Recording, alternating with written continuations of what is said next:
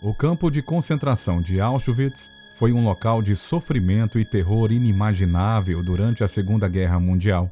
O complexo em questão tornou-se um símbolo de brutalidade e horrores desumanos. Dentro dessas paredes, alguns dos crimes mais selvagens da história da humanidade foram perpetrados. Milhares de pessoas conseguiram sobreviver àquele inferno e relataram as aberrações que ocorreram lá. No vídeo de hoje, vamos explorar algumas das punições e penalidades que foram aplicadas no campo de extermínio mais infame da Segunda Guerra Mundial. E fique até o final, pois as últimas punições vão te deixar horrorizado. Os prisioneiros de Auschwitz só foram libertados no último ano da Segunda Guerra Mundial, em janeiro de 1945. Podemos dizer que, a partir dali, o complexo de Auschwitz se tornou um sinônimo de toda a brutalidade, maldade, todos os horrores desumanos que foram praticados pelo Terceiro Reich alemão.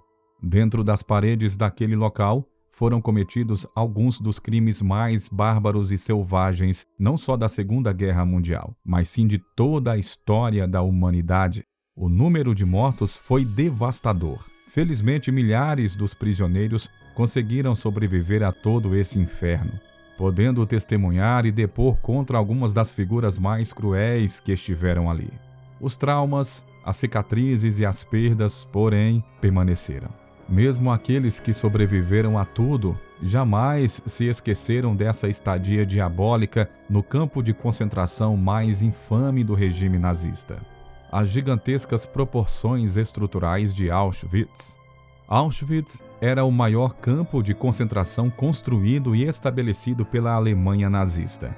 A estrutura era, de fato, gigantesca. Internamente funcionavam 2 campos de trabalhos forçados, e ainda tinha um de extermínio. O local era dividido entre Auschwitz I, Auschwitz-Birkenau e Auschwitz-Monowitz. Para efeitos de comparação, mais de 1 milhão de pessoas tiveram suas vidas ceifadas dentro dessas instalações colossais. O número ainda mais impressionante é que 9 em cada 10 dos que faleceram no campo de concentração eram de origem judaica.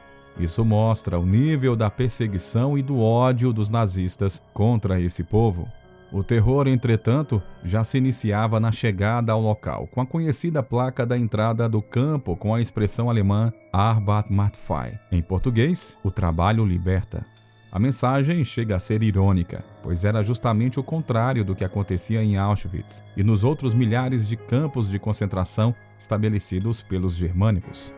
A verdade é que todo o trabalho dos prisioneiros se convertia em uma outra forma de genocídio chamada pelos nazistas de extermínio através do trabalho, ou seja, destruir as pessoas que estavam ali ao mesmo tempo em que eles se aproveitavam de toda a sua capacidade produtiva. As primeiras torturas.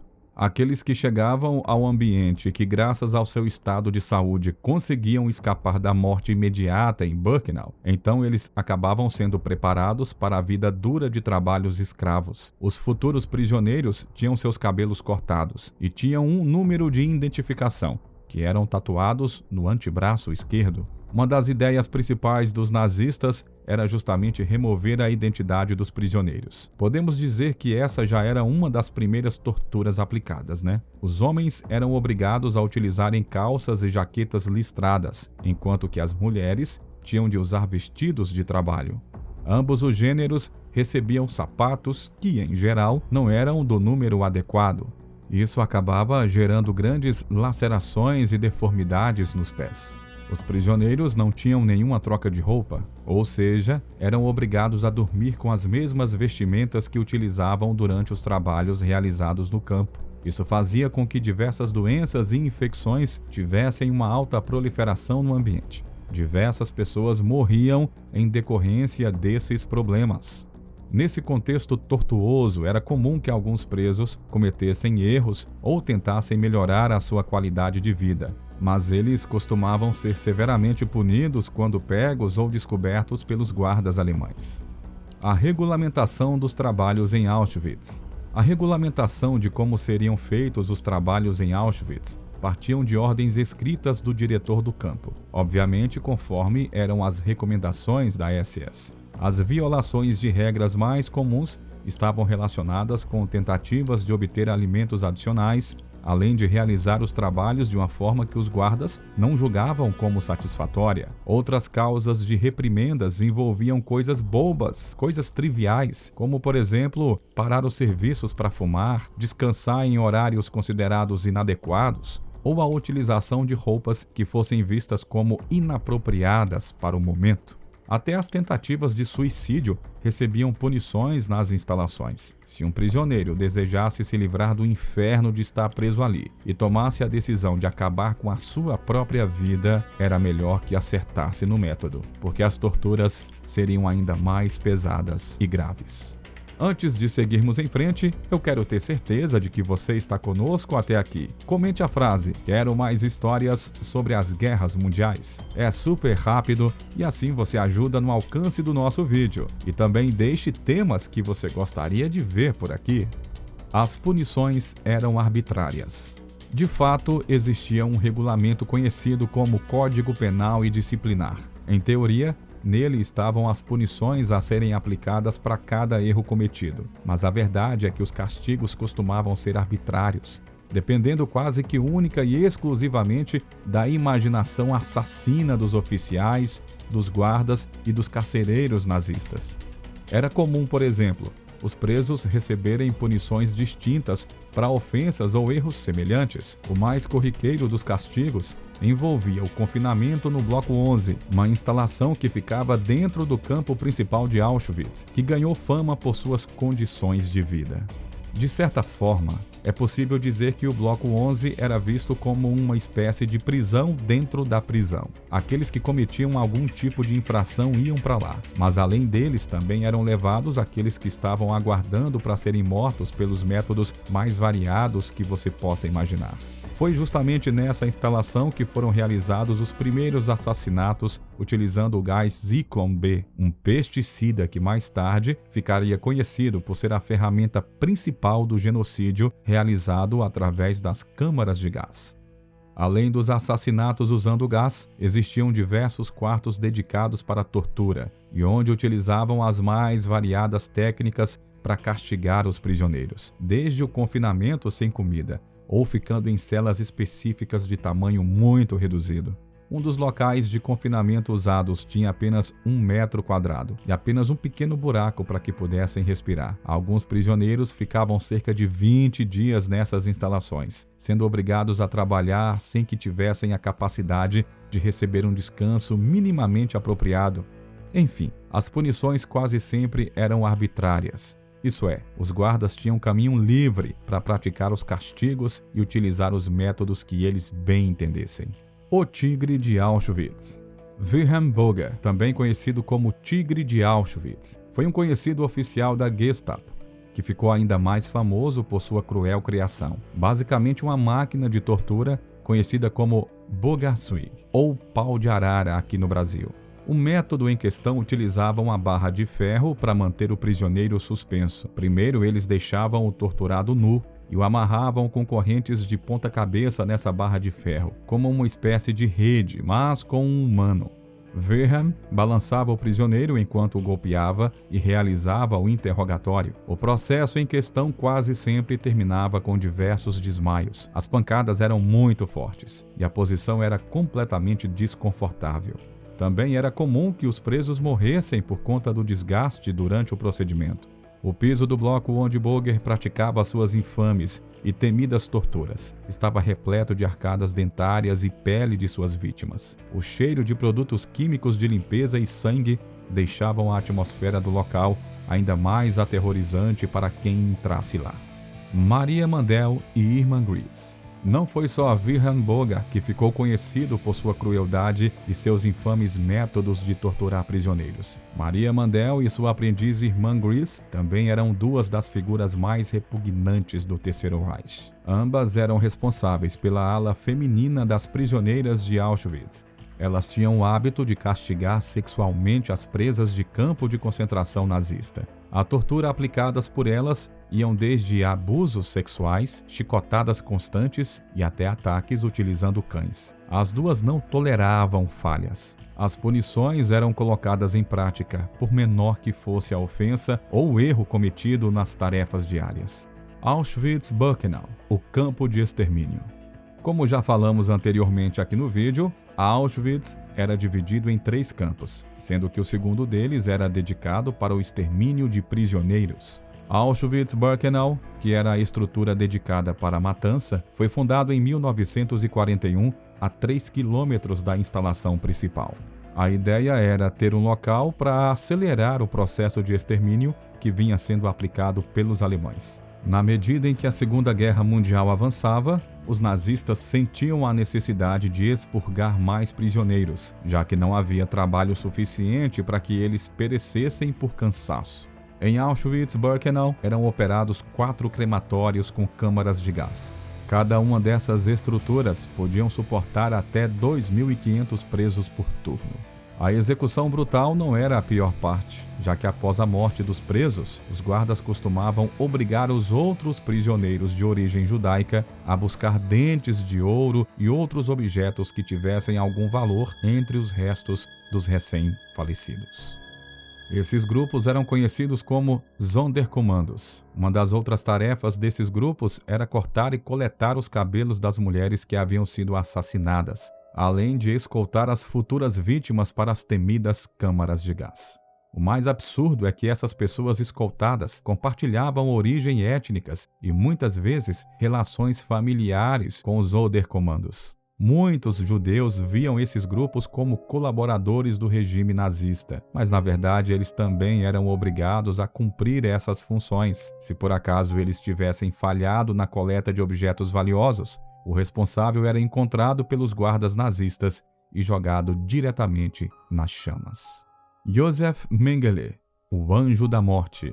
Bom, voltando a falar sobre a principal estrutura de Auschwitz, vale ressaltar que era lá que funcionava o Bloco 10, justamente o local onde Josef Mengele realizava a maior parte dos seus doentios experimentos em seres humanos. Mengele estava especialmente interessado e envolvido em experimentos envolvendo gêmeos, também em pessoas com heterocromia, pessoas com nanismo e outros com as consideradas anomalias genéticas. O médico realizava suas experimentações sem nenhum tipo de apreço ou cautela com a saúde dos prisioneiros. Um dos mais cruéis métodos, por exemplo, era aplicar produtos químicos na íris dos olhos das pessoas, para tentar modificar a cor dos seus olhos, olha só. Também era comum que ele extraísse os globos oculares de suas vítimas para examiná-los, obviamente causando sua morte pouco tempo depois. Em um de seus procedimentos mais conhecidos e cruéis, Mengele costurou 2 bebês de origem cigana em uma tentativa absurda de criar gêmeos siameses. Como já era de se esperar, ambos os bebês morreram por conta de uma gangrena. Auschwitz era a industrialização da morte. Se formos fazer uma análise mais profunda, podemos dizer que Auschwitz era uma espécie de indústria da morte, já que, como vimos, existia muito mais do que somente uma maneira de morrer naquele lugar. Muitos faleceram enquanto realizavam os seus trabalhos forçados. Outros foram torturados até o fim de suas vidas no Bloco 11, perdendo seus órgãos no Bloco 10 ou nas famigeradas câmaras de gás de Birkenau. No total, mais de 1.300.000 pessoas passaram pelas instalações de Auschwitz, sendo que 1.100.000 tiveram suas vidas encerradas ali. Como já foi dito, os castigos, torturas, mortes e todos os crimes de guerra cometidos ali escrevem um dos capítulos mais sombrios e destrutivos de toda a história da humanidade. Quem libertou os sobreviventes de Auschwitz? Como falamos, a libertação dos prisioneiros de Auschwitz só aconteceu em janeiro de 1945, quando os soldados soviéticos chegaram ao local. A situação dos sobreviventes era complicada. Eles estavam em uma aparência esquelética, passando fome e vivendo sob condições subhumanas. Muitos dos prisioneiros, entretanto, haviam sido levados pelos nazistas nas conhecidas Marchas da Morte, que eram um movimento de recuo rumo ao oeste da Alemanha.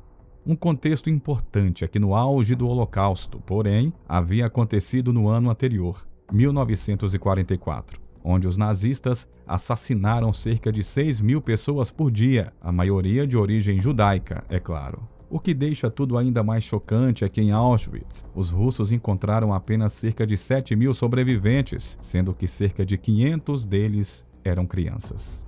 Quem eram os comandantes nazistas do complexo de Auschwitz? Era comum no período que comandantes específicos da SS tivessem a responsabilidade sobre os campos de concentração durante a Segunda Guerra Mundial. Em Auschwitz, é claro, não era diferente. Os responsáveis pelo complexo na Polônia foram 3 ao longo dos anos. De maio de 1940 até novembro de 1943, o encarregado era o tenente-coronel da SS, Rudolf Höss. De novembro de 1943 até 1944, o líder era o tenente-coronel da SS, Arthur Liebenhenschel. E de maio de 1944 até janeiro de 1945, o major da SS, Richard Barr, era o encarregado. Como falamos no tópico anterior, em janeiro de 1945, os soviéticos chegaram a Auschwitz e liberaram os sobreviventes. Por isso, o último comandante do local data desse período. Quantos judeus existiam antes do Holocausto? Antes do início da Segunda Guerra Mundial, em 1939, o núcleo da população de origem judaica no mundo havia atingido o número histórico de 17 milhões de pessoas. Após o Holocausto, em 1945, a quantidade foi reduzida para 11 milhões de judeus em todo o mundo. Para efeitos de comparação, até hoje a população de 1939 não foi alcançada. Afinal, são cerca de 13 milhões de judeus ao redor do mundo hoje em dia. Essa é só uma das diversas amostras do quão destrutivo foi esse período, não só para as populações semitas, mas para todo o mundo. O que era Auschwitz antes de se tornar um campo de concentração? A estrutura do campo de concentração de Auschwitz foi inaugurada em 1940, durante a primavera. O local era uma antiga base militar fora da cidade de Oświęcim, na Polônia. As instalações foram construídas utilizando fábricas que estavam próximas da base e despejando à força os moradores do local. A intenção inicial era utilizar a estrutura de Auschwitz como um centro de detenção para muitos cidadãos poloneses, justamente após a anexação do território à Alemanha em 1939. O Terceiro Reich prendeu professores, políticos, intelectuais, artistas, membros da resistência e diversas outras figuras, que eles consideravam como uma ameaça ou oposição. Após a tal solução final de Hitler ter se tornado oficial, os campos de extermínio começaram a ser desenvolvidos. E foi aí que tudo se tornou um ambiente destrutivo para os europeus que tivessem origem judaica.